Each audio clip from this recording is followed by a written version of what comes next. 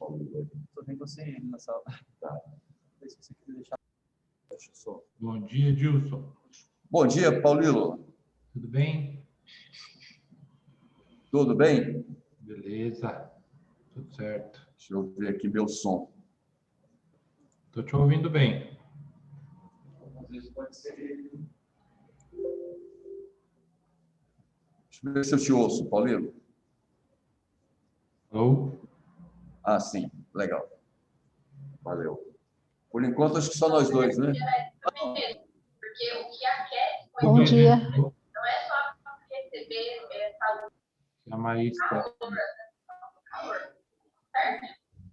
Lívia e o Manuel. Bom dia.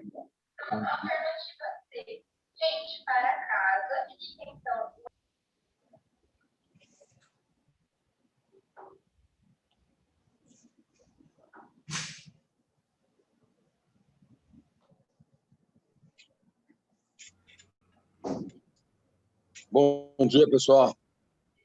Bom dia, estão me ouvindo? Bom dia. Bom, estamos ainda, vamos aguardar, então. Estamos com 6 participantes. Vamos dar mais uns minutinhos aí.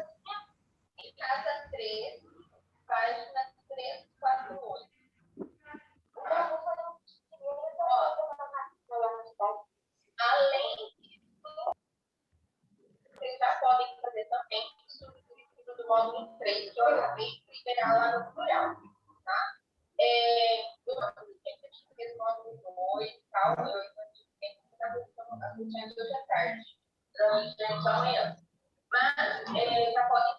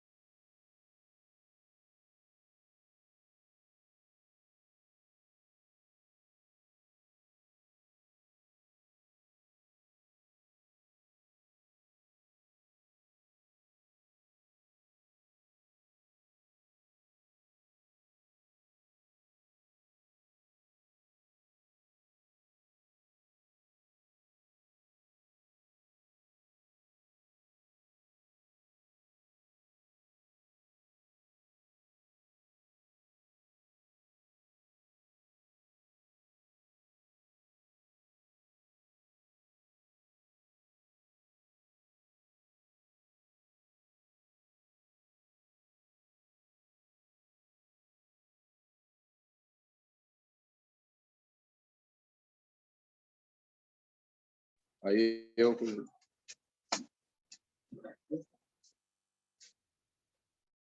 E aí, pessoal, vamos?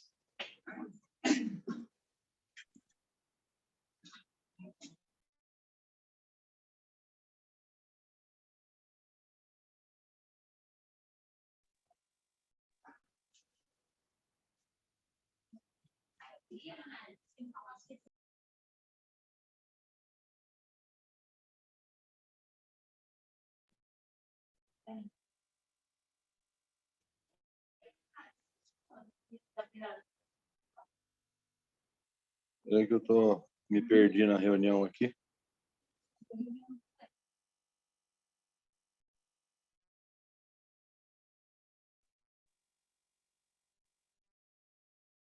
Tá tudo certo? Vai na fé?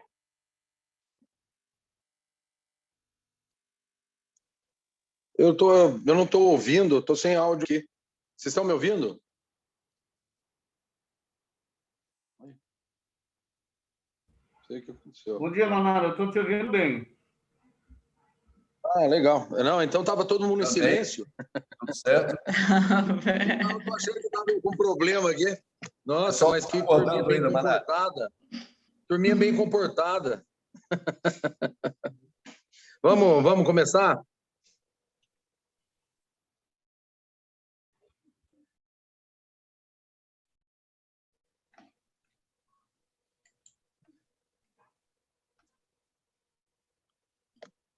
Nós já estamos aí com 11 participantes.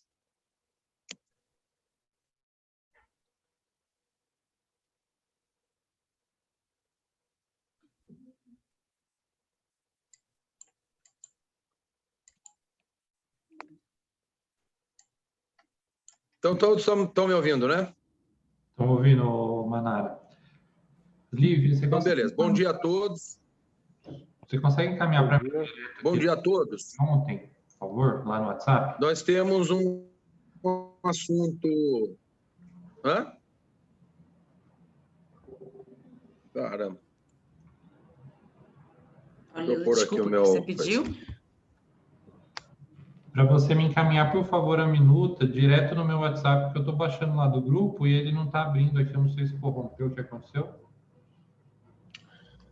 Então, vamos lá. Enquanto eles resolvem isso, nós temos um assunto aí de fundo da organização, né? Uma questão de organização das reuniões, que foi solicitada na última conversa pela Univap, alternância de horários e datas, para que todos possam ter mais flexibilidade e possam participar, né? Então, nós temos 2 datas já previstas aí para dia 25 e no dia 25 de março e no dia 22 de abril. É isso, né, Lívia? Então, dia 25, a gente tem uma próxima reunião tá marcada para dia 25. Dia 22 de abril é feriado, né? É véspera do feriado de Corpus Christi, para a gente em São José, ponto facultativo. Feriado, tá. Então, vamos alterar essa do dia 25, a do dia 22, já com alternância de horários, fazendo uma de manhã, a seguinte à tarde, e assim a gente vai sucessivamente. Não sei se alguém tem... Porque esse tipo de proposta nunca acerta todo mundo, né? Sempre vai ter alguém que vai falar que mas à tarde eu que não posso e tal. Então está colocada essa proposta aí da alternância de horários e nós vamos modificar as 2 datas aí previstas. Só para esclarecer, né? No dia 25, então, vai ter um evento em relação à Semana da Água. Não sei se a Manara quer falar um pouco mais desse evento.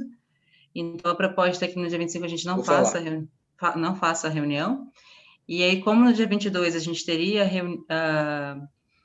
o feriado, e a gente então ficaria também 2 semanas sem ter reunião, a gente faça a reunião, então, a do dia 25, no dia 1º de abril, depois a gente faz no dia 15 e no dia 29, então a gente não teria problema do feriado, então a gente cumpre 3 reuniões em abril, né?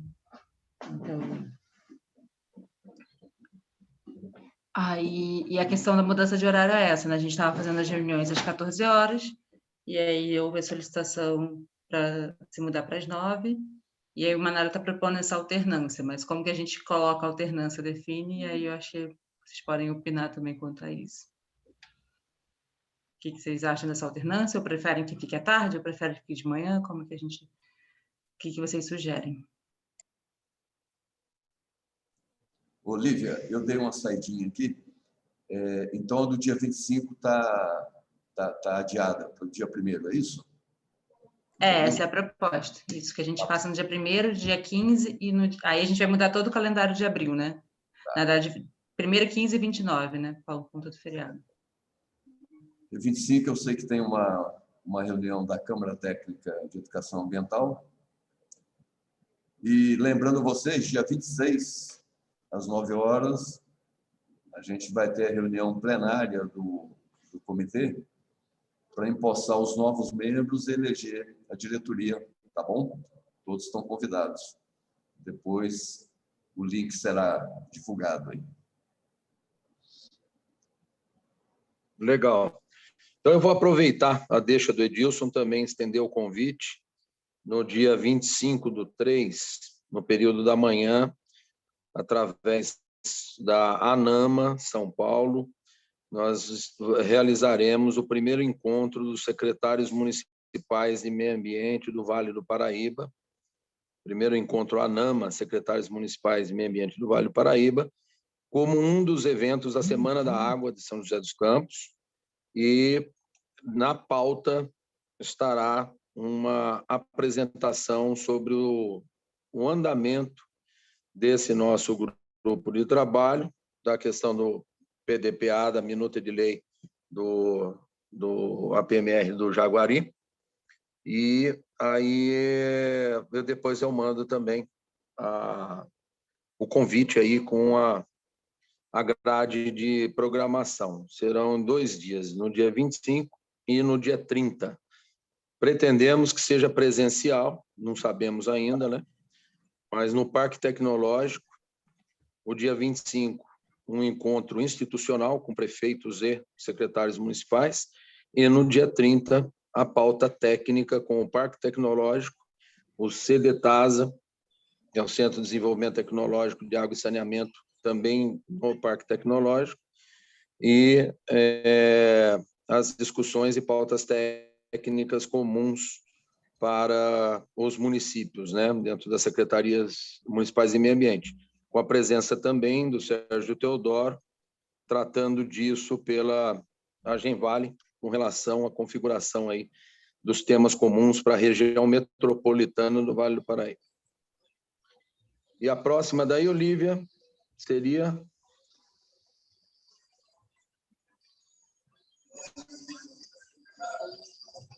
A próxima reunião seria no dia 1º, né? Então, nós estamos alterando do dia 25 para o dia 1º. Exato. E aí a gente poderia fazer a próxima no período... Dia 1º, dia 15 e no dia 29. Seriam as datas. Aí ficaria 01, 15 e 29/4, as 3 reuniões de abril.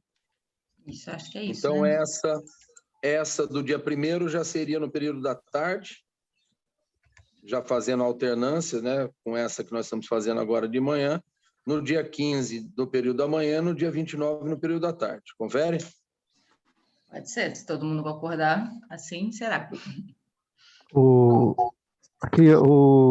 Para mim, aqui da Sabesp, Jorge da Sabesp, está tudo tranquilo. Para mim, está normal. Eu concordo com essa mudança aí na agenda. Obrigada, Jorge.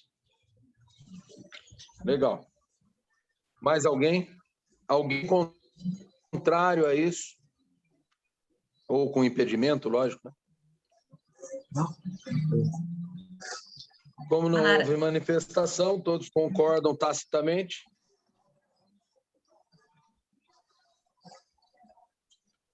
Oi, pode falar. Não, é só questão, as pessoas concordam então com essa alternância, né? A gente fica na alternância de horários. Isso. Manara, só uma dúvida, deixa eu te falar. No dia 25 vai ser a reunião com os prefeitos e secretários do meio ambiente do Vale do Paraíba, é isso? Isso, eu pretendo... Quem está falando? É o Rubim? Rubens.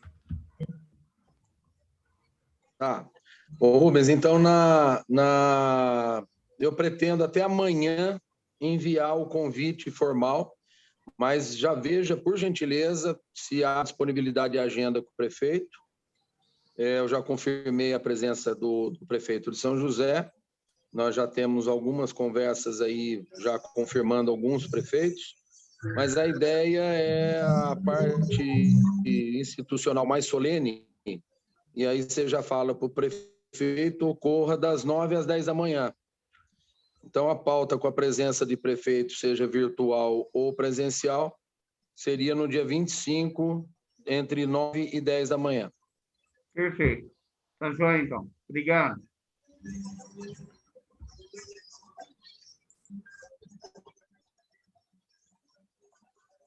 Fechamos, então, gente? Então, só para recapitular. Próxima reunião, dia 1º de abril, no período da tarde.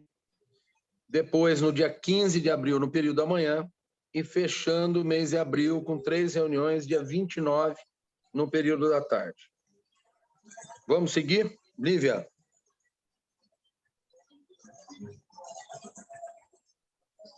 Vamos.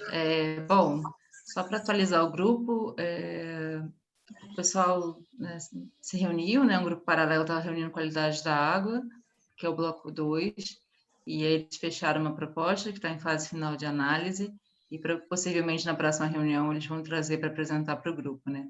Hoje a gente, então, vai contar com a participação da Márcia, ela teve uma demanda do Consema e não vai poder comparecer, a gente em cima da hora. Com isso, então, eu proponho que a gente não faça a discussão do bloco 3, 2, 3 e 4, né, que é muito fundamental a presença dela, também como a presença do pessoal da CETESB, que não está aqui hoje também. E aí eu sugiro que a gente faça uma reunião mais expositiva hoje, principalmente porque a gente está com bastante representantes de municípios, e passe pelo bloco 5, apresente as áreas de intervenção, levante as principais dúvidas, né,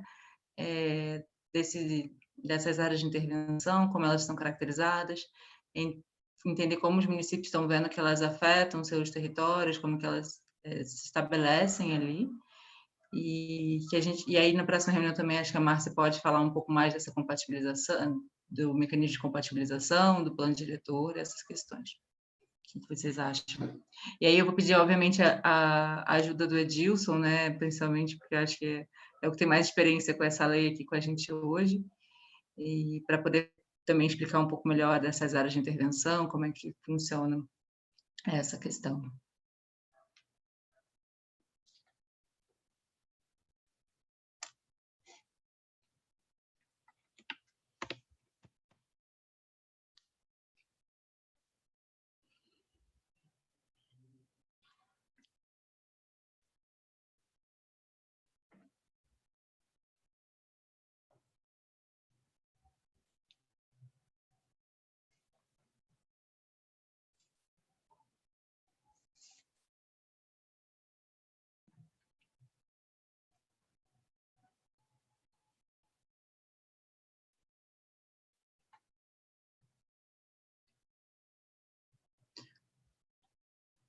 Bom, eu não sei como vocês preferem fazer a dinâmica, se eu vou lendo e a gente vai discutindo, vão colocando, se vocês querem colocar as dúvidas, mas é bom que a gente tenha participação mesmo.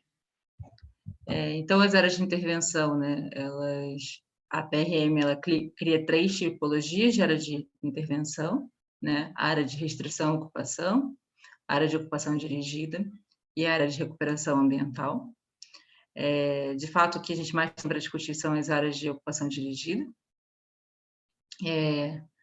As áreas eu não sei se todos conhecem os mapas, né? Esses mapas estão disponíveis no próprio PDPA, a proposta. Os municípios também que não tenham shapes files e que queiram analisar e podem também pedir esse material, né, para poder avaliar junto com o seu território de forma mais adequada. Bom, as áreas de restrição à ocupação, que seriam basicamente as áreas realmente de unidade de conservação, as áreas de preservação permanente e outras áreas que venham a se configurar especial interesse para a preservação definida pelo PDPA. Se a gente olhar pelo mapa, realmente essas áreas são poucas áreas, né? Estão mais ligadas à parte de Guarulhos e o território de Guarulhos. E aí, essas questões do que são admitidos esse texto vem do PDPA também, como sugestão. Então, não sei se alguém tem alguma dúvida, sugestão para fazer quanto a esse texto.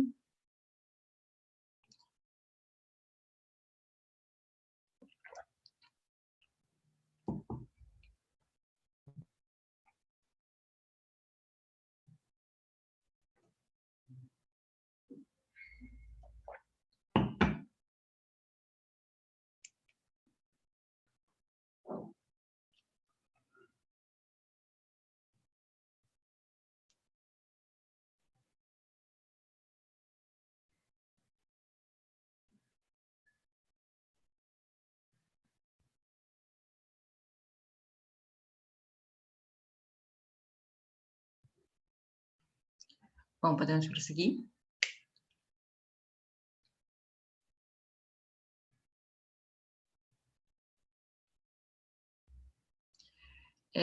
As áreas de ocupação dirigida, né, elas são, então, de interesse para a consolidação e implantação dos usos urbanos e rurais.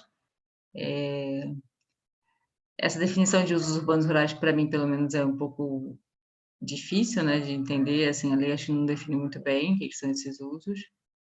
Devem atender os requisitos que assegurem a manutenção das condições ambientais necessárias à produção de água, então, em quantidade e qualidade desejáveis para abastecimento das populações atuais e futuras, né? Então, realmente é a principal característica do PDPA, da PRM.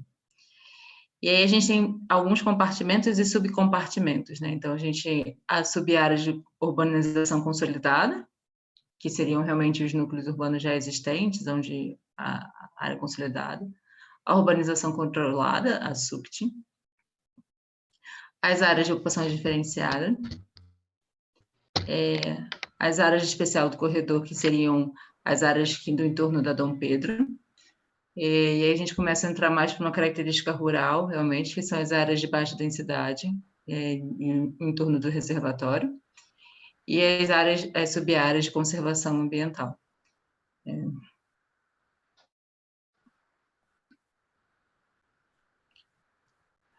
E aí, então, depois o texto vai começar a destrinchar cada uma delas, né? Então, as sub-áreas de urbanização consolidadas, e aí a gente entende que o foco aí realmente é a questão da melhoria do saneamento, da questão urbana mesmo, né? Então, tem como diretriz implementar progressiva melhoria do sistema público de saneamento ambiental, prevenir e corrigir os processos erosivos, recuperar as áreas públicas consideradas aspectos paisagísticos e urbanísticos, melhorar o sistema viário existente, promover a implantação de equipamentos comunitários, priorizar a regularização das ocupações irregulares, mediante ações combinadas entre o setor público e os empreendedores privados, juntamente com os moradores locais, ampliar o percentual de área permeável e o índice de área vegetada.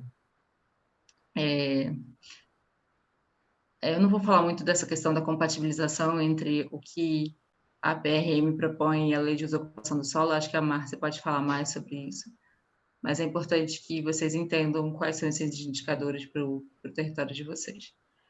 Então, os parâmetros urbanísticos da SUC seriam, então, coeficiente de aproveitamento máximo de 1 e lote mínimo de 125. Daí já começa uma questão, porque a gente fala de aproveitamento, aumento de áreas verdes, de áreas permeáveis, mas a gente não tem parâmetro para isso, e acaba que isso fica por definição dos próprios municípios. Em relação à SUCT, que são aquelas áreas de expansão da urbanização, né? Então, preconiza como diretriz conter o processo de expansão desordenada, implementar a progressiva melhoria do sistema público de saneamento ambiental, prevenir e corrigir processos erosivos, vincular a implantação de novos empreendimentos à instalação de infraestrutura de saneamento ambiental, promover a implantação e a melhoria progressiva do sistema viário existente, promover a implantação de equipamentos públicos, priorizar a regularização e garantir a implantação e manutenção de percentuais de área permeável e índice de área verde. Os parâmetros, então, também, um coeficiente de 1, aí começa a entrar a taxa de permeabilidade mínima do lote, de 20%, e o lote mínimo de 250. Alguma dúvida, gente? Alguma sugestão? Porque, como eu falei, né, a reunião hoje é mais para a gente citar em questões que a gente possa ser levantada, dúvidas em relação a isso.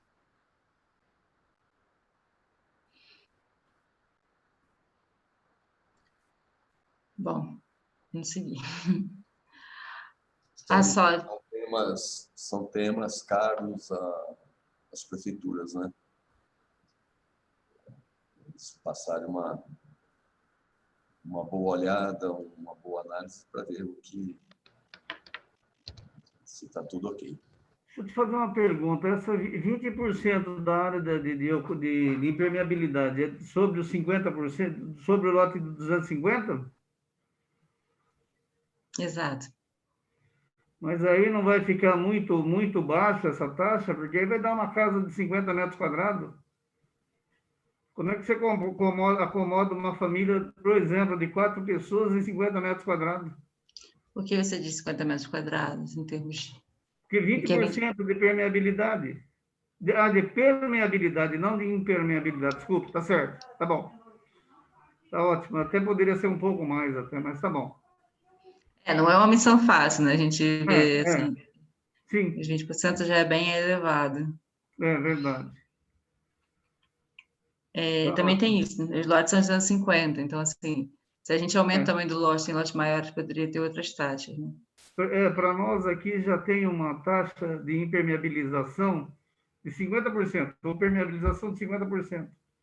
Vocês só permitem 50%? Já é assim. Vocês só permitem.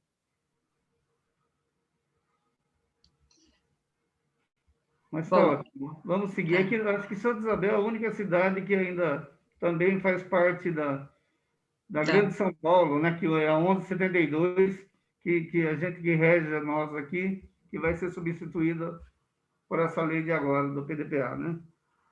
De certa forma, os parâmetros são mais... entendem um pouco mais o processo, né? Isso, e aqui para nós é mais restritivo um pouco.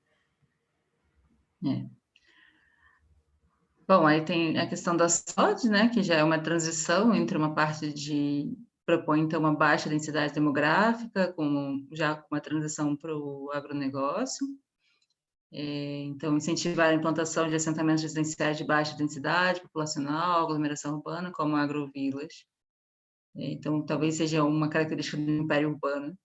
Incentivar a implantação de empreendimentos de educação, cultura, lazer, turismo ecológico, privilegiar a adequação das vias de acesso local de baixa capacidade e execução de melhorias localizadas, estimular a prática de agroecológica que não comprometa a qualidade ambiental, preservar as características cênicas e paisagísticas existentes, possibilitar a regularização das ocupações irregulares.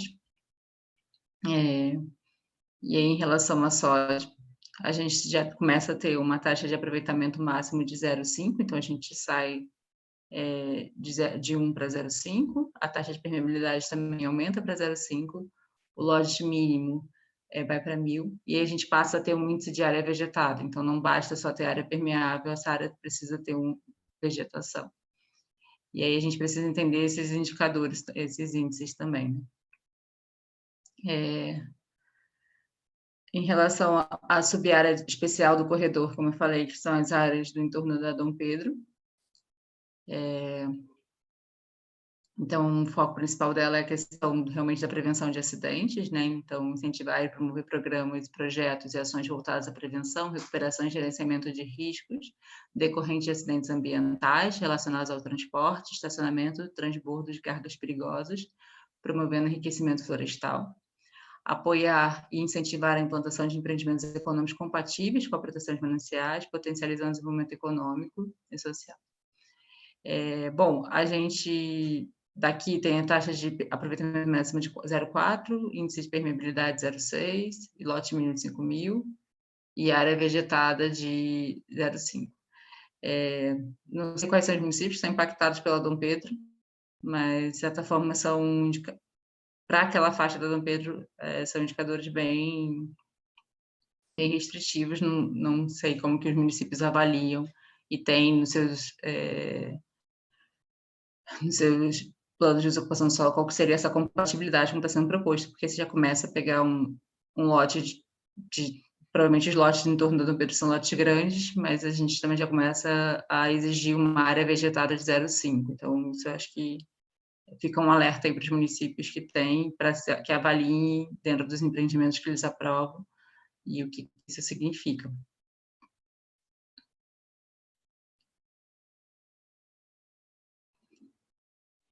Aí a gente já começa a entrar para as áreas baixas da cidade. Deixa eu só voltar um pouquinho para trás. Claro. Nessa do 0,5 da taxa de revegetação aí, do revegetado, do lote de ocupação de 5.000 metros, quando a gente faz o empreendimento, já vai estar inserido nele a taxa de preservação, já vai ter os 20% de área de mata nativa, de preservação, né? E aí, ainda mesmo assim, nós vamos deixar mais 0,5%? Essa que é a proposta, né? Não foi, a gente tem que discutir se isso é viável e como que viabiliza isso, né? E aí, se você pegar um empreendimento, se você somar todos os lotes, ou a área, né, de 0,5, mais 20%, nós vamos ultrapassar qualquer esfera de ambiental, né? Eu entendo que, assim, aí o Edilson pode até me ajudar, não sei, quanto a isso. Eu entendo que a PRM, ela tem essa característica de ser mais restritiva do que a legislação ambiental aplicável a todo o território, né? Então... mas veja bem, nós já estamos numa situação, eu acho que inclui aí Santa Isabel, Arujá e Igaratá.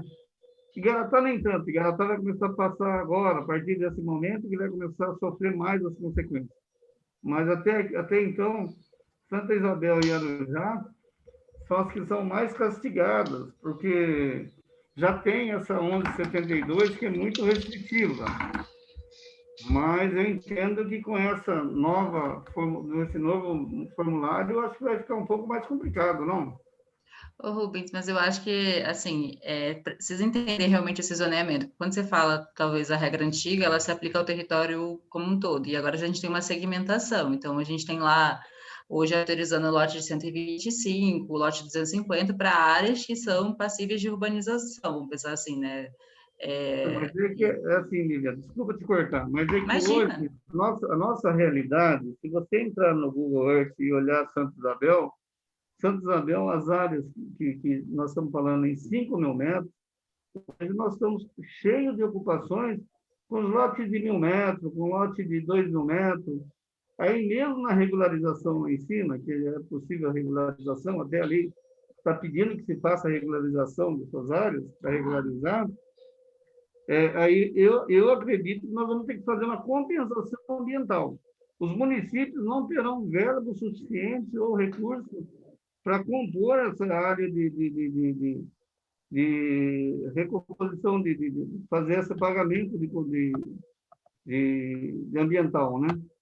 Você entendeu? Vocês compreendem? Não vamos ter dinheiro para fazer, para recompor. Se eu tenho, por exemplo, um lote lá de 10 lotes, vai um exemplo, eu teria que ter 50.000 metros quadrados. E eu tenho 10.000 metros, 10 lotes ocupados, eu teria que ter 50. Eu vou ter que comprar mais 40.000 metros quadrados para fazer a compensação ambiental. Os municípios não conseguem fazer isso. Eu acredito que nesse espaço, até aí tudo bem, eu não sou contra, mas eu acho que nós deveríamos incluir um texto seguinte, isso entraria para trás, o que está ocupado, paciência, e para frente a gente segue desse jeito, não teria problema algum. Eu vou pedir até para o Edilson, se ele puder explicar um pouco melhor, porque isso entra um pouco na questão da compatibilização, né? Não sou especialista, estou aqui em par de igualdade de vocês desse entendimento aqui, né? Então, essa análise tem a ver com a compatibilização. Então, hoje, se Santa Isabel está com zoneamento aqui pela PRM e que ela não está atendendo a esses parâmetros, mas tem outro território que teria outros parâmetros, então tem mais vegetação, tem mais área permeável do que o necessário, né, pela lei de desocupação de Santa Isabel, e que faz a compatibilização. Então, não necessariamente esses índices devem ser cumpridos neste território desta forma, depende da legislação do município também. Olívia, certamente que esse é um ponto a ser destacado, não para um aprofundamento do debate, né? Uhum. E implica realmente em restrição que precisa ser cotejado aí com os municípios com um pouco mais de detalhamento, não? Minha opinião, acho que vai precisar perder um tempinho mais aí, ouvir mais especialistas para fechar esse quadro, minha opinião. Sem dúvidas, como eu falei, hoje a gente está trazendo um texto mais para uma exposição, e aí Rubens, eu até sugiro que a gente coloque comentários no texto, onde vocês acham, e possam anotando aqui, levantando as questões realmente, porque é exatamente para suscitar essas dúvidas e colocar essas questões para o grupo, né? Qual é o questionamento, de que forma deve ser feito. Perfeito, a gente vai fazer essa observação. Eu quero fazer um comentário aí. Sim. Manara? Pode falar, Rubens. Então, a gente vai fazer essas observações e deixa disponível para o grupo, para a gente entrar nesse detalhe, porque, Manara, isso é uma situação que a 1172 aqui, para nós, que rege a Grande São Paulo, Santa Isabel, Arujá, já vem com esse problema, se arrastando há mais de 40 anos, porque se ocupou irregularmente. Nós temos lotes aí, por exemplo, onde nós estamos falando de 5 mil metros, aqui em Santa Isabel tem lote de 500 metros quadrados. É 10% disso, você entendeu? Então, é uma situação delicada. Eu vejo que é um momento para a gente discutir, ver o que a gente faz, regulariza o que está para trás, como está, para não ter uma compensação ambiental, porque senão o município não tem condições de fazer essa regularização, e aí segue daqui para frente nesse novo sistema que está sendo proposto. A gente colocaria igual a 13.546, põe uma pedra ali, ó, dali para trás resolve, para frente não. Eu acho que seria um caminho. Tá, eu entendi. Eu só quero chamar a atenção 2 pontos, né? Primeiro, que é certo que a busca do ordenamento territorial ele vai para além da base, né, normativa que se aplica ao território, ao restante do território como um todo, né? Seja pela lei federal, seja pelas leis estaduais, justamente por se diferenciar de uma região de manancial. Esse é o conceito básico, esse é o fundamento do porquê que nós estamos discutindo uma minuta de lei, né, que torna esse território mais amplo, né, porque os 4 municípios já sofrem como área de proteção de mananciais já desde a década de 70, já tem esse histórico, e o que nós estamos propondo também com o objetivo de atender a essa lacuna legal, discutir essa nova lei de mananciais aí, abrangendo os 7 municípios.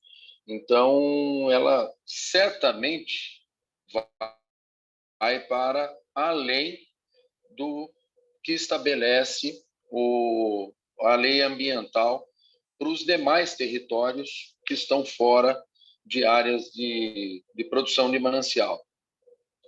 O segundo ponto é o que nós sempre destacamos, né? Então, a abertura da discussão é justamente para trazer essas ansiedades e, mais do que isso, trazer propostas dos municípios, principalmente, é como o Rubens coloca, né, há 40 anos, está aí sobre a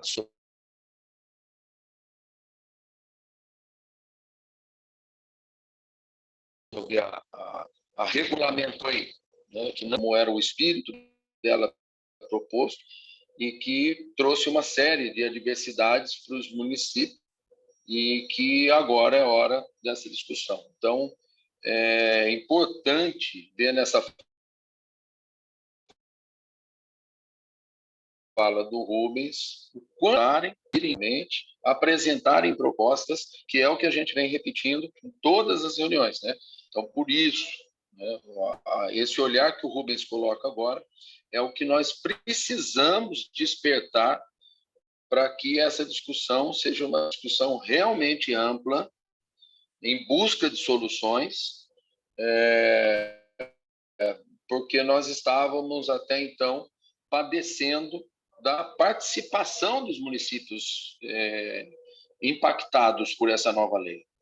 Então, são esses dois pontos que eu quero destacar. Primeiro, que certamente será uma lei exigindo para além do Código Florestal, além das regulamentações federais e estaduais aplicáveis em todo o território comum, por assim dizer.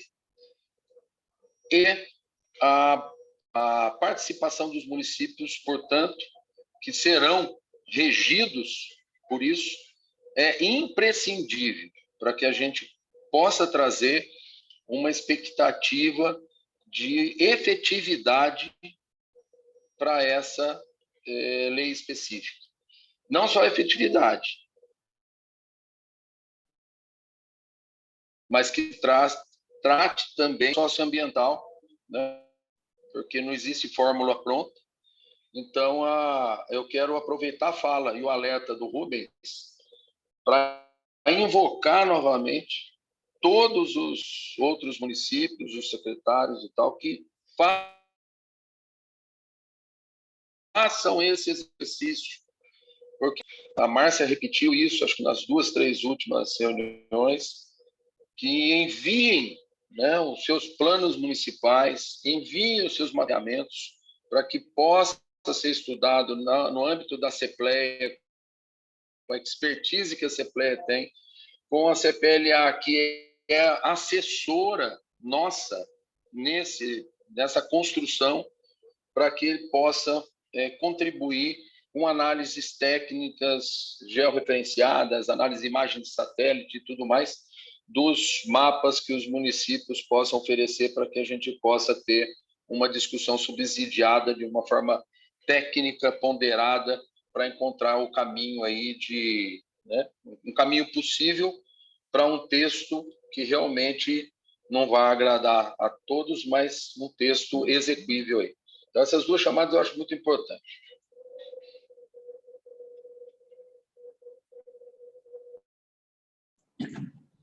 Concordando com o Manara, né? Quando o assunto, quando for concluída a minuta e o assunto foi encaminhado ao Comitê de Bacias, realmente o ideal é que ele venha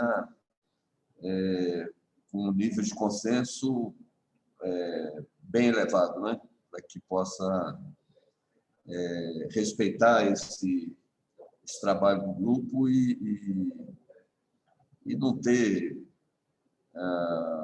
problema com os municípios. Então, acho que o Manara está corretíssimo. É hora dos municípios realmente se posicionarem, né? Eu só queria complementar também, entendo a fala do Rubens, assim, a gente estava falando especificamente de uma área aqui agora no entorno da Dom Pedro, né, como eu falei.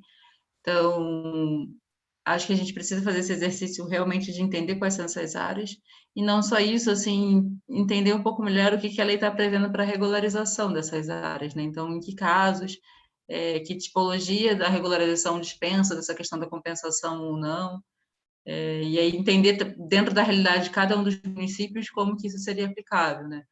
São José tem uma realidade muito diferente, então para a gente fica um pouco difícil até ajudá-los, porque nosso território é praticamente um território todo rural, A gente tem, claro, óbvio, a questão de núcleos urbanos irregulares desse território rural, mas, de certa forma, o que hoje a lei propõe para a gente é o que a gente já pratica na nossa ocupação do solo, né, do lote de 20 mil, algumas áreas até menos restritivas.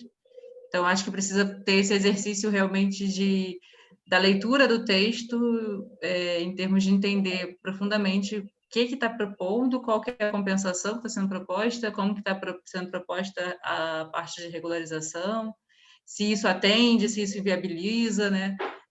Até mesmo, Rubens, para a gente construir essa proposta. É daqui para frente, ou que ficou como que a gente trabalha com o que já está feito dentro dessas áreas. Mas, de novo, existem muitos zoneamentos, né? Então acho que também vale a pena entender se a gente precisa de todos essa fragmentação. Talvez não precise tanto, principalmente das subfragmentações, mas precisa que o município apresente uma proposta mais pontual, né, de intervenção. Para esse setor, esse índice não está, porque o tipo de atividade que eu tenho aqui hoje tem um lote com essa dimensão e não está prevista uma compensação, ou está prevista uma compensação que o município não consegue atender. Fica, acho que, como sugestão, né? Não, na verdade, assim, não estou contra. Super válido a situação, a lei ótima, a gente segue, eu acho que está ótimo. Mas só a observação seria: daqui para frente a gente segue esse modelo. Para trás a gente tem que pensar numa maneira de que tem uma isenção dali para trás. Porque senão a gente não consegue regularizar algumas áreas. Nem todas vai acontecer isso, porque a gente teria que dar uma olhada no mapeamento, onde estão as áreas de 5 mil metros, para a gente ver e sentir qual vai ser o problema, né? Mas eu acho válido, não sou contra, eu acho que está ótimo o jeito que está sendo proposto, só que a minha observação é que a gente siga esse modelo, põe um marco, daqui para frente vamos seguir esse modelo, para trás a gente cria uma isenção para as regularizações fundiárias. Então, é importante isso porque o município, eu acho que pode ter pelo conhecimento de causa específico das áreas a serem tratadas, pode trazer uma proposta dessa anistia, de uma regulamentação dessa anistia no âmbito da lei. Sim. A anistia é tão comum, a gente vê anistias irrestritas aí, né? Só de exemplos, aqui no Vale do Paraíba, já vimos anistias da questão da exploração da areia, por exemplo, né? Vimos o Estado criar regras dizendo exatamente isso. Olha, vamos pôr uma pedra no que aconteceu no passado, daqui para frente a regra vai ser assim, né? Embora também, às vezes, não tenha cumprido, muitas vezes, a própria regra futura. Mas isso não vem ao caso. Mas eu acho que é extremamente válida a reivindicação, né, do município, porque essa conta, no sentido geral, a conta do que se apresenta no PDPA, ela será paga com esforço financeiro dos municípios. Então, esse é outro desequilíbrio que nós temos que ter atenção para encontrar essas medidas e essas ações necessárias para reequilibrar o esforço financeiro, porque o Estado tirou o time de campo completamente das obrigações em fazer. Então, é mais do que justo que os municípios reivindiquem também certos dispositivos de anistia devidamente, óbvio, devidamente regulamentada, devidamente regrada para cobertura dessas situações específicas. Não é uma anistia ambiental irrestrita, mas eu acho extremamente válido e, mais do que válido, é justo aos municípios, porque o dedo apontado para o cumprimento e obrigação de fazer aos municípios está aí, né? Então, nós temos que ter realmente essa leitura da capacidade de realização e em que forma que o município vai realizar. Lógico, salvaguardando a dimensão que uma lei específica dessa natureza deve atender. Porque senão, se a gente pasteurizar, se a gente relativizar tudo, não é necessário uma lei específica, né? É uma lei específica que vai dizer assim, cumpra-se a lei florestal, cumpra-se as regulamentações existentes da lei federal e estadual, não precisaria de uma lei específica, né? Então, não é isso também, é um alcance que a gente tem que calibrar corretamente para que a gente tenha uma lei específica, né, que traga essa expectativa de proteção ao manancial, mas salvaguardando as realidades dos municípios, porque esses, sim, são os mais penalizados pela essa história de descaso do Estado frente a esse manancial.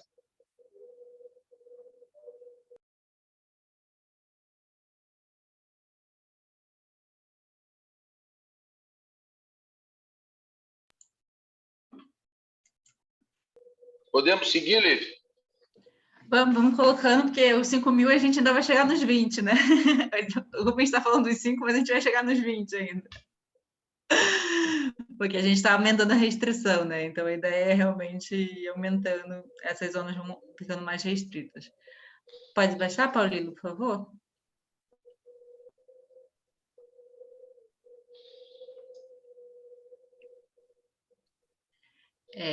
Então, a gente começa a entrar nas sub-áreas de baixa densidade, né? Elas estão subdivididas em 2. Essas áreas, em geral, são as áreas, se eu não me engano, as áreas do entorno do manancial. Deixa eu colar aqui no mapa. Deixa eu ver se eu não estou falando besteira.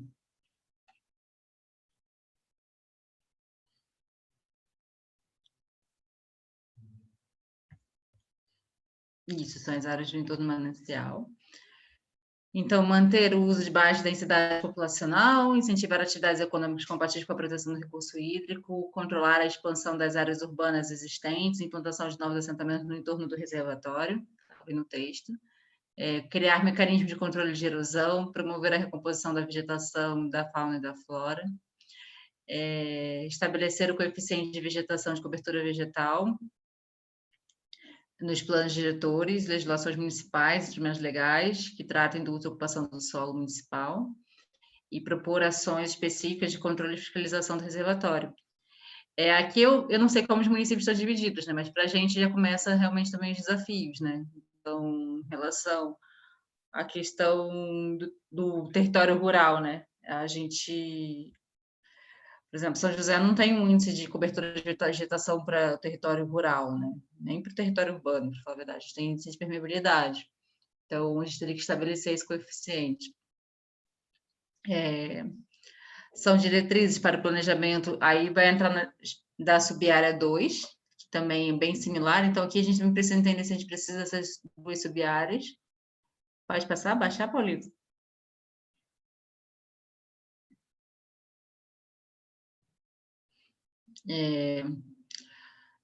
Manter o uso de baixa densidade, incentivar atividades econômicas compatíveis com a proteção dos recursos hídricos, controlar a expansão das áreas urbanas existentes e a implantação de novos assentamentos. Para a gente é um grande desafio aqui em torno do manancial.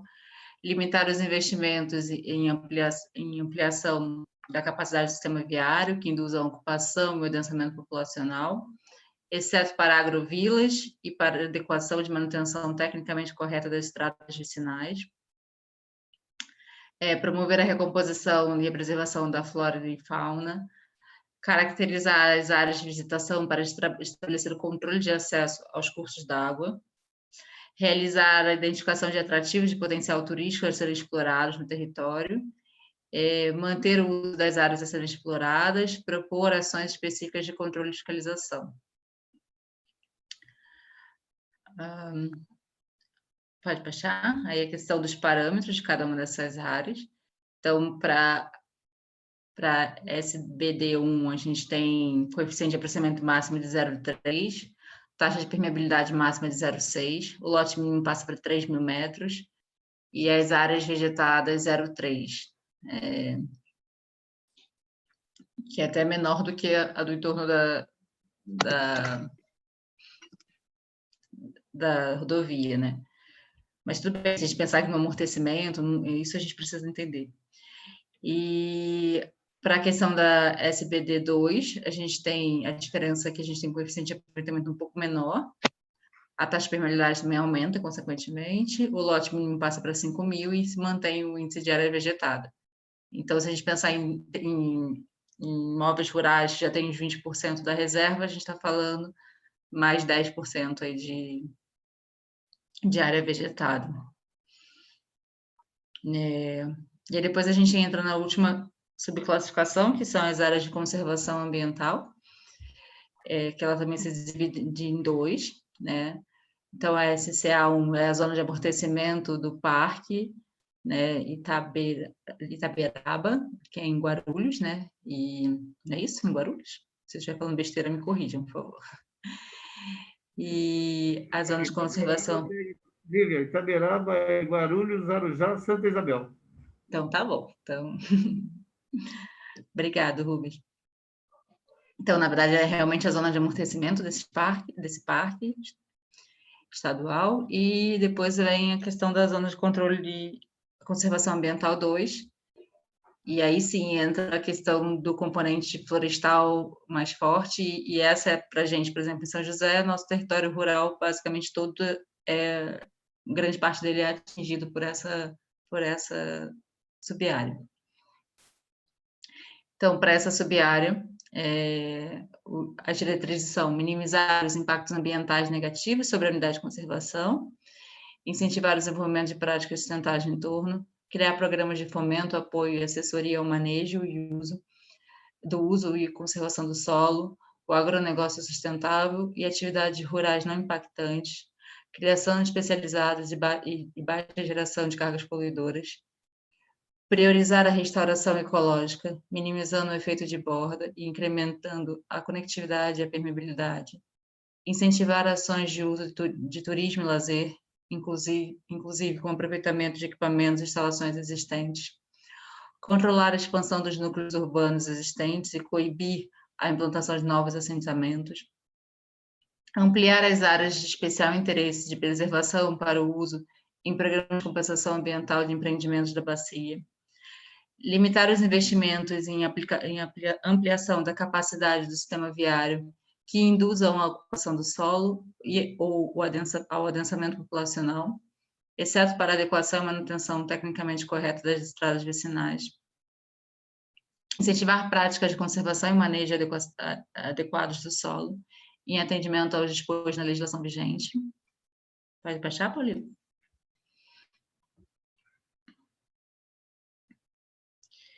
Incentivar ações e programas de manejo de flora e fauna, e recuperação e conservação da cobertura vegetal nativa. Da SCA2, criar programa, vai mais ou menos numa questão mais parecida, né? Mas entra mais na questão do uso rural sustentável, né?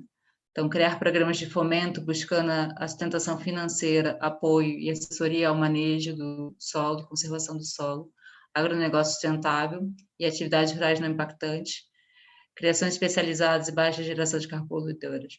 Incentivar ações de turismo, lazer, inclusive com aproveitamento, pode baixar. Controlar a expansão de núcleos urbanos existentes e coibir a implantação de novos assentamentos, acho que é o principal desafio.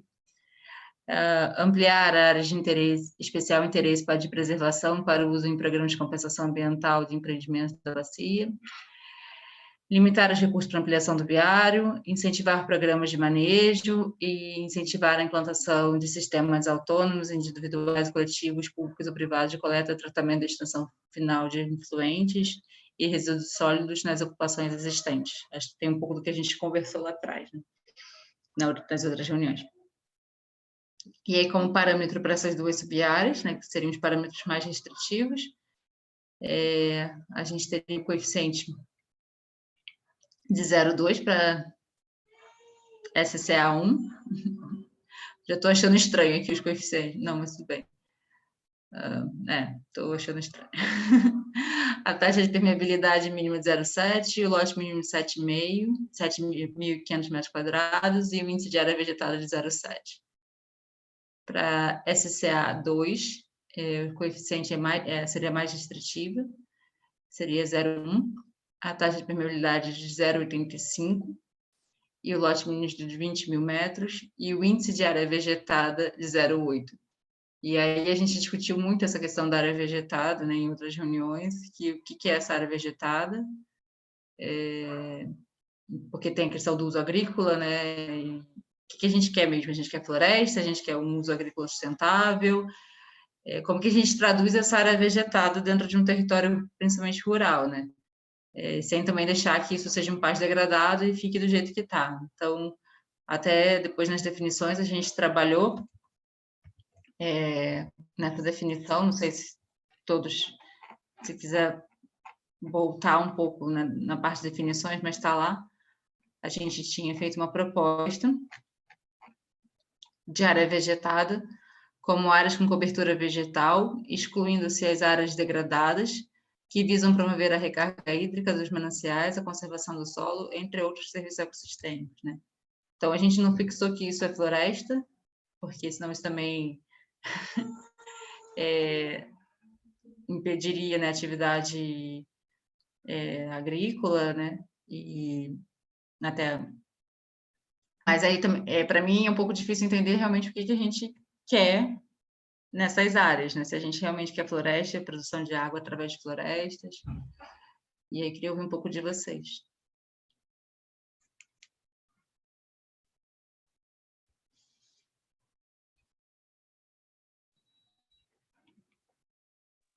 Aí tem a questão do conceito de área vegetada, né, Olívia? Isso. Nós discutimos isso, porque quando a gente fala da área vegetada, ela não é um sinônimo imediato de área florestada, se tratando de produção rural. E então esse é um conceito que a gente precisa traduzir. Inclusive eu tinha comentado, acho que em algumas reuniões anteriores, que a área vegetada ela merece a definição lá no início, né? Não lembro agora se nós chegamos a colocar a definição de área vegetada lá. Você lembra disso? A gente fez uma definição, que é essa que eu li, que são áreas com cobertura vegetal, excluindo-se as áreas degradadas, que visam promover a recarga hídrica dos mananciais, a conservação do solo, entre outros serviços ecossistêmicos. E a gente pôde definir o que seria área degradada, né? A minha questão é o nível de suficiência dessa definição. Que uma outra definição atrelada a essa é produção rural, que é a área vegetada de produção rural, né? Que ficou faltando, não foi isso? Em relação à produção rural, não. A gente não chegou a colocar. Mas sim, a gente poderia incluir. Eu acho importante. Depois a gente pensa num texto aí para a gente propor para o grupo.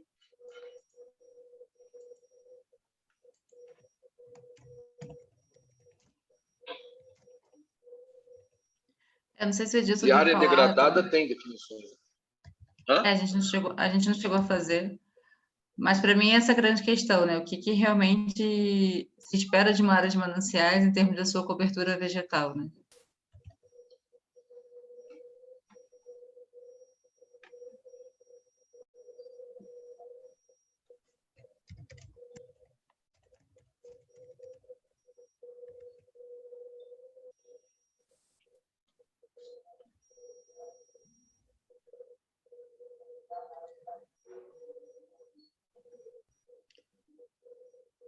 Que silêncio. Não, mas vamos lá. É um debate importante isso. Vamos colocar, né, lançar aí algumas ideias e considerações para que todos possam também ajudar a amadurecer, porque pega num eixo estratégico importantíssimo, né? Então, quando a gente fala, por exemplo, de definição da degradação, de área degradada, a gente entra o conceito ele fica suscetível a, por exemplo, enquadrar as pastagens como área degradada, que são, né, as pastagens mal conduzidas, como é o de amplo domínio no território do Vale do Paraíba, ela entra na categoria aí de área degradada. E aí a gente coloca, né, um esforço e uma proposta dentro do que é, como a Lívia perguntou, né, o que a gente pretende fazer frente a isso, seria a alavancagem, o estímulo da conversão de uso para sistemas produtivos rurais mais eficientes na questão da infiltração, na questão da minimização de processo erosivo, minimização de uso de agroquímicos.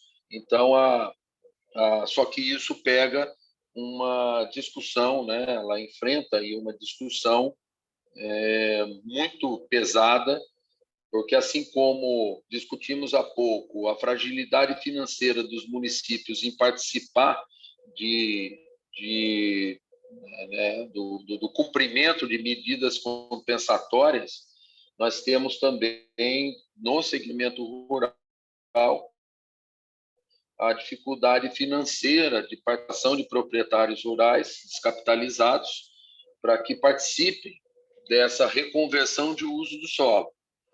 Então, é uma cautela também, porque, salvo engano, mas em dados levantados, isso ainda é época de Aziz Absaber discutindo a crise de São Luís do Paraitinga, né?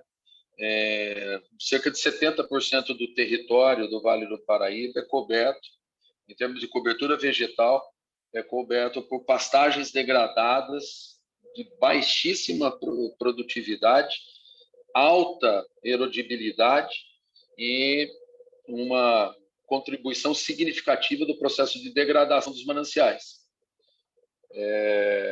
Então, essa é uma pauta importante, não é uma definição qualquer aí no conjunto do que nós estamos discutindo, né?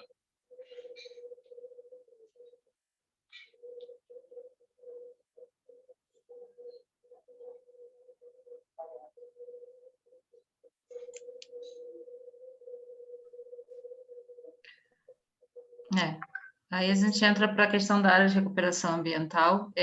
Aí você falando, Manara, até eu não sei, aqui para mim, quando eu vinha falando da área de recuperação ambiental, pensando muito na questão dos núcleos urbanos mesmo, né, irregulares, sobre a área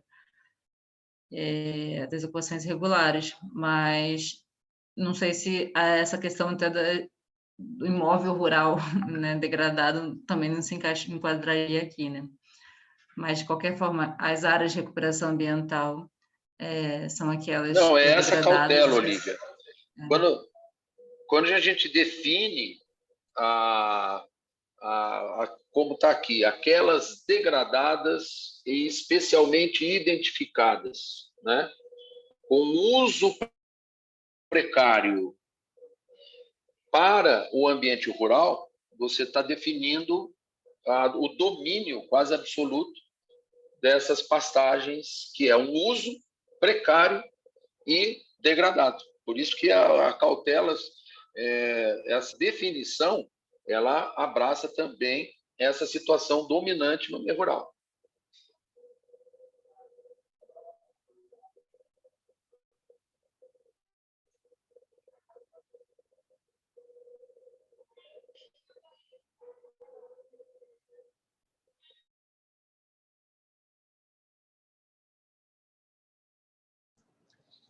Viu, Manara?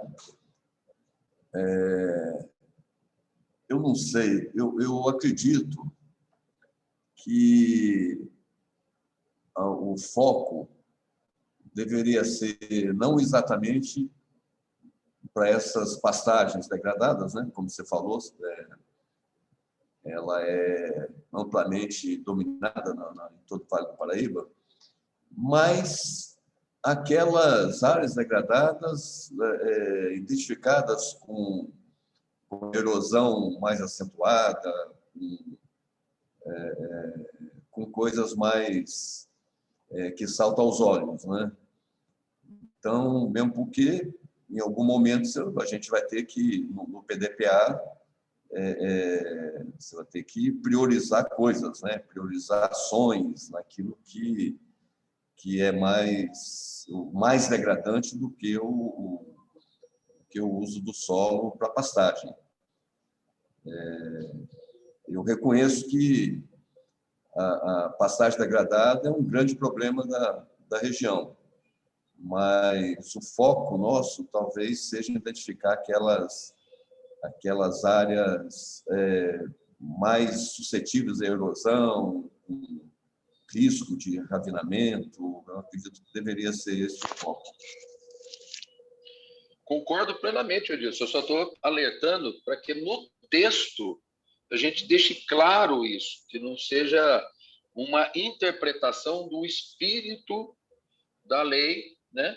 Porque esse negócio do espírito da lei passa 2, 3 anos, o Ministério Público vem para cima aí, e como está no parágrafo único, se torna obrigatório, mandatário, a elaboração de estudo técnico, as melhorias ambientais em relação a essa situação e, inclusive, por meio de compensação ambiental. Perfeito. Você imagina uma leitura distorcida, o enrosto que não vai promover.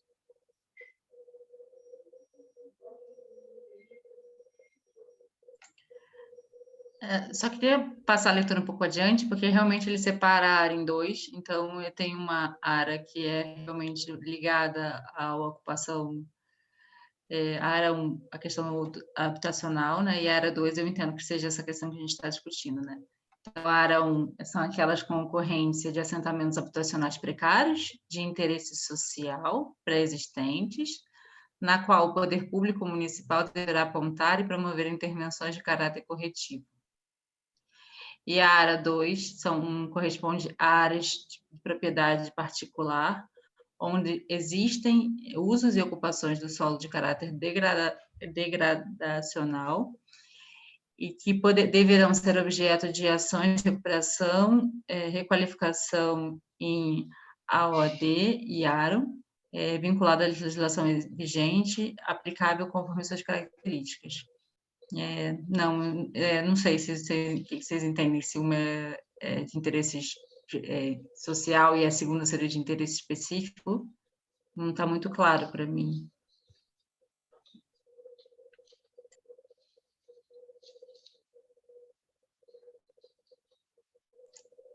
Vocês acreditam que essa questão que a gente está colocando da degradação do solo, ela se aplicaria a essa área 2 ou não? Dos imóveis rurais com degradação? Eu acho que se não colocarmos um esclarecimento já, sobe para nós, Paulino, aí na área 2. Está aqui já, né? Agora que corresponde a áreas... Não, está ali já, está ali, o que...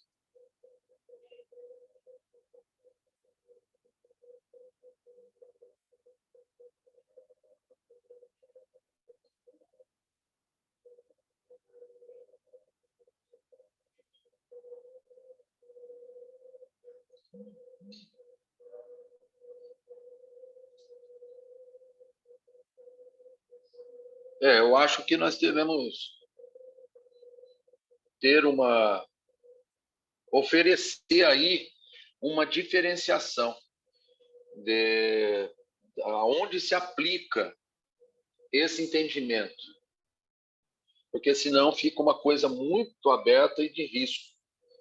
Porque olha aí, a área de recuperação ambiental 2 corresponde às áreas de propriedade particular, onde existem usos e ocupações de solo de caráter degradacional.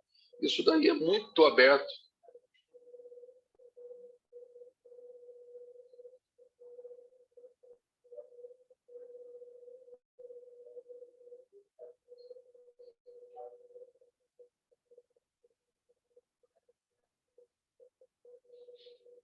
Mas só coloca, então, vamos colocar Olívia, por gentileza, coloca um ponto de destaque aí nessa coisa, para depois a gente discute e busca aí oferecer para o grupo uma leitura, um texto, né, que fique mais claro. Para mim, eu acho que talvez entender essa diferenciação, né? Se é uma área, está se referindo às áreas de interesse específico, né? Então, núcleos urbanos irregulares de interesse específico, ou se seria realmente toda e qualquer característica degradacional que poderia incluir essa questão dos imóveis rurais em alto nível de degradação. Às vezes a gente trata disso, não é nem aí, nesse texto, porque aí está focado nas áreas de regularização, né? Programas de recuperação de interesse social. E está errado o texto ali, não está? Programas de recuperação de interesse social. É recuperação? O PRIS?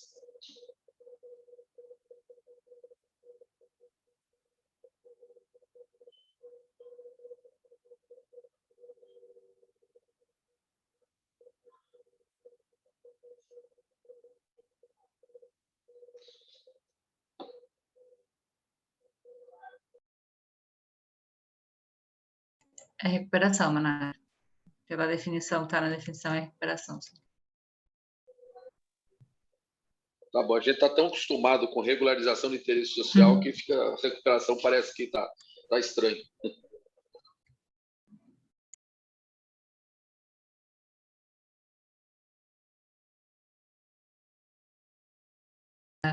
Que as áreas serão objetos dos programas de recuperação de interesse social, né? Eu acho que vale a pena destacar lá que, como o texto define, é de competência do município em realizar isso.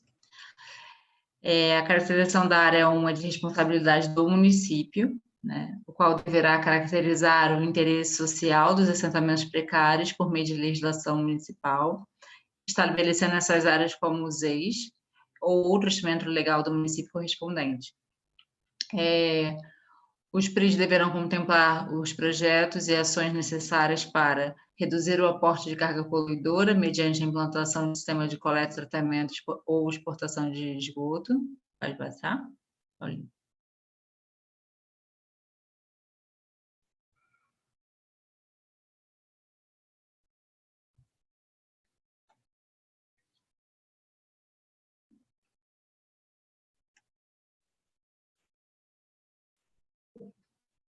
Implantar e adequar os sistemas de drenagem de águas pluviais, abastecimento de água e fornecimento de energia, adequar o sistema de coleta regular de resíduos sólidos, adequar o sistema de circulação de veículos e pedestres, dar tratamento paisagístico às áreas verdes públicas, recuperar as áreas com erosão e estabilizar taludes, revegetação das áreas de preservação, desenvolver ações sociais de educação ambiental dirigidas à população beneficiada antes, durante e após a execução das obras previstas, de modo a garantir a sua viabilização e manutenção. Reassentar a população moradora da área que tenha que ser removida em função das intervenções. Estabelecer padrões específicos de parcelamento, uso e ocupação do solo. Estabelecer estratégias de recuperação ambiental a serem adotadas para áreas livres e que serão desocupadas em função das intervenções, estabelecer estratégias de regularização fundiária a ser adotada com a especificação dos instrumentos e medidas a serem implantados. Pode baixar?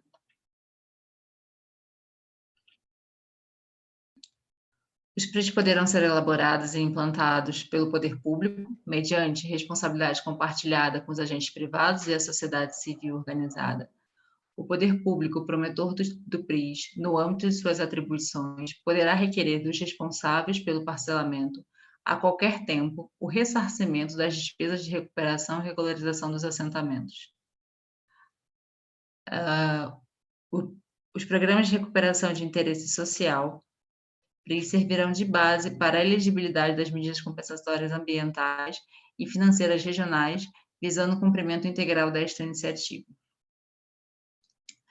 Os programas de habitação de interesse social, em SUCT, para reassentamento de interesse social, poderão adotar parâmetros urbanísticos diferenciados daqueles definidos por essa lei, desde que atendam exclusivamente a população da PRM, removida das áreas de intervenção área 1, objeto do PRIS, determinações legais municipais para a implantação dos projetos de HIS, sem prejuízo das funções ambientais das áreas de mananciais.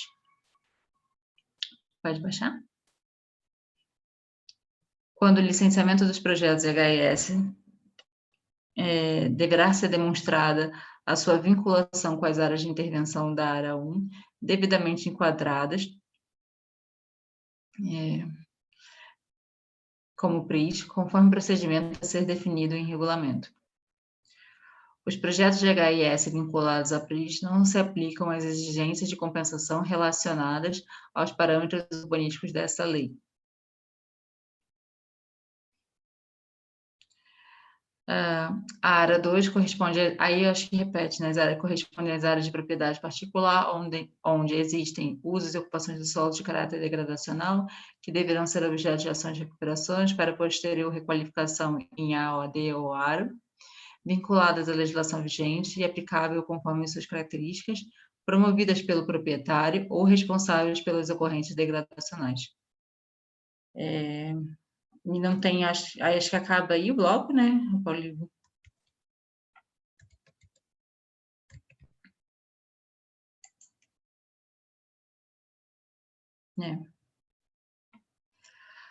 Bom, então aqui, eu acho que até colocando aqui o Rubens colocou, acho que ele não está aí, mas tinha colocado, acho que tem que ter esse vínculo de entender como que essas áreas estão classificadas, né? Quais são as áreas que seriam enquadradas como área. Não sei se alguém tem mais alguma colocação, quer comentar, explicar um pouco melhor. Esse artigo, acho que volta àquela discussão do Manara, né? Em relação até ao próprio Ministério Público. De repente, pegar um pequeno proprietário e obrigá-lo a fazer uma recuperação, porque ele não tem recurso para isso.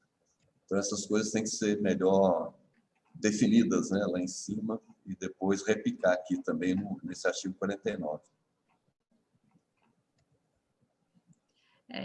De fato, também, né, Edilson, vai depender do município, e também depende muito do município determinar quais são essas áreas, né, porque a área, ela não está definida de antemão, né, então... Mas tá bom, vamos lá. Não, mas cabe ao município definir como está aí, tudo bem. Mas cabe à lei trazer o conceito que o município vai ter que atentar para que ele defina. Sim. Então, o alerta é para que nós não... que o texto da lei não fique de tal forma amplo, genérico demais, para que possa um município entender de uma forma, o outro entende de outra, e o Ministério Público entenda de outra, e no enquadramento do que é essa área, né? Então, a gente tem que trabalhar esse texto de forma a diminuir o risco de interpretações variadas que fogem ao espírito do que o artigo quis dizer, né? Mas então, Manara, eu acho, assim, lendo um pouco o que está aqui colocado, com a finalidade de regularização ou áreas mesmo que tenham usos, vamos dizer assim, urbano, imóveis rurais, de interesse específico, né? Então, você tem um loteamento, um parcelamento regular do solo na área rural, para mim está muito claro, até a vontade do município em atuar sobre isso, para regularizar essa área, ou a pressão sobre aquele condomínio para que ele regularize. Agora, eu fico pensando realmente sobre o imóvel rural, né? Então, colocando que o Elis colocou, então, pensar que a prioridade da área seriam imóveis que têm um estágio degradacional, que tem, né, todo o processo de erosão do solo. Será que os municípios vão ter fôlego para isso? E qual que seria... talvez não teria que segmentar essas áreas em 3 áreas, né? Então, uma bem específica para essa questão. Exato, eu acho que é isso. Eu acho que devemos realmente deixar claro a segmentação. Né, não é somente com relação à ocupação urbana ou dentro do perímetro urbano, mas tem, e muito, né, os abairramentos rurais, que estão também aí, que padecem de irregularização e que promovem aí, né, e que se enquadram nessa situação de degradação, mas eu acho que cabe sim deixar clara a segmentação, para que não tenha o risco de ter uma interpretação errônea da onde que é o alvo, né, de onde que é o alvo disso. Não, até colocaria mais, né? Se a gente tem algum instrumento hoje na lei bem definido, acho que para a questão dos abarramentos está aí, mas eu fico pensando para essa outra questão que o Edilson colocou, da degradação do solo rural, se a gente tem algum instrumento para isso, né? Onde que isso se assenta realmente, essa recuperação dessas áreas, né? E o que se temos e também o como atuar nisso, né? Porque Exato. isso daí abre um mundo de intervenções que não é só o município, o Estado, o próprio proprietário rural não tem recurso para promover uma adequação, né, daquilo que faz essa contribuição no processo de degradação da bacia. Aí é uma coisa que teria que ter, está muito fora do escopo e da capacidade efetiva de realização, porque aí eu acho que entra na questão do promover a extensão rural, a educação ambiental, aí é uma coisa muito mais nesse viés no que é a obrigação em fazer. É um contexto e uma ação mandatária diferente do que essa que obriga a recuperar o que está degradado. Extensão rural, né, Mané? A velha e boa extensão rural quase extinta, né, Edilson?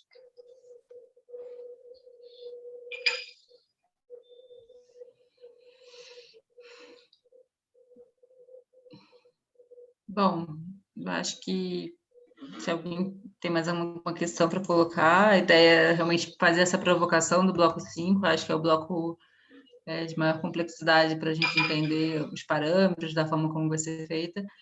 Eu vou aproveitar e responder ao Fernando em relação à possibilidade de modificação do arquivo shapefile de acordo com os planos diretores.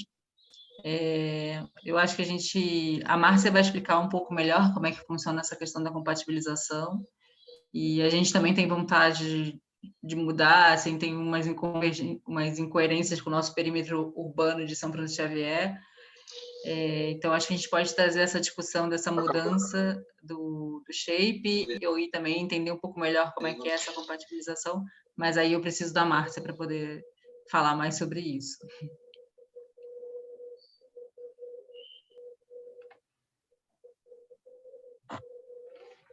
Legal. Mais alguma contribuição, alguma questão?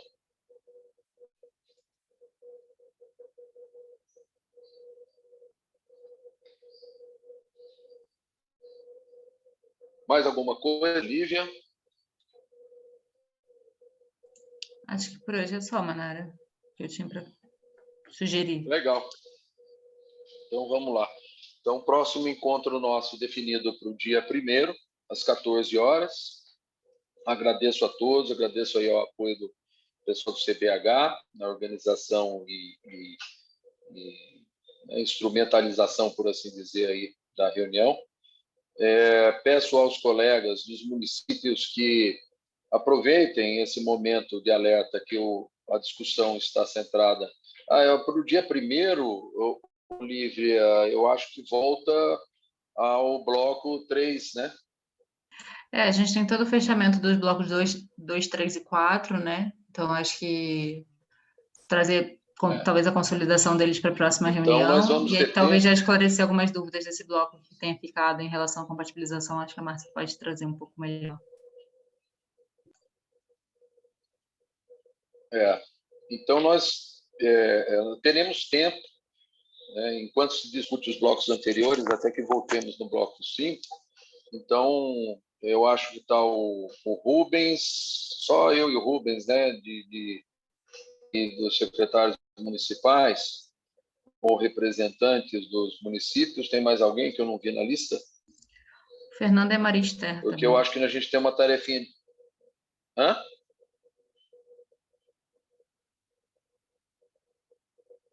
Está o Fernando por Arujá. A Maria, a gente não está te escutando. Tá. Ah, tá. Agora que eu puxei eu coloquei aqui na lista. Agora que eu vi quem que está mesmo.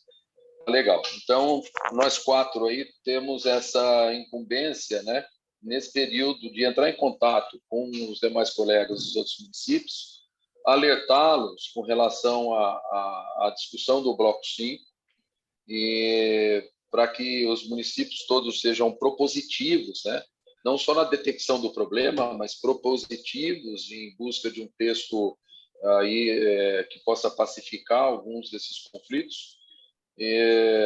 Porque agora é hora, né? Agora, passado aí, não vai ter mais como depois a gente fica com cara de ué, né? Então, eu vou ligar para alguns, peço que vocês também, a Ministério, o Fernando, o Rubens, também possa ligar aí para os colegas, alertando que é um momento crucial do interesse do município, né? Não que os outros temas não sejam relevantes, mas essa discussão ela promove, ela define regra de jogo do uso e ocupação do solo. Então, isso daí os municípios têm que dar uma atenção dedicada a isso. Então, muito legal, eu agradeço a todos aí, se cuidem e até o dia 1º. Um abraço a todos. Bom dia, abraço a todos. Obrigada, gente.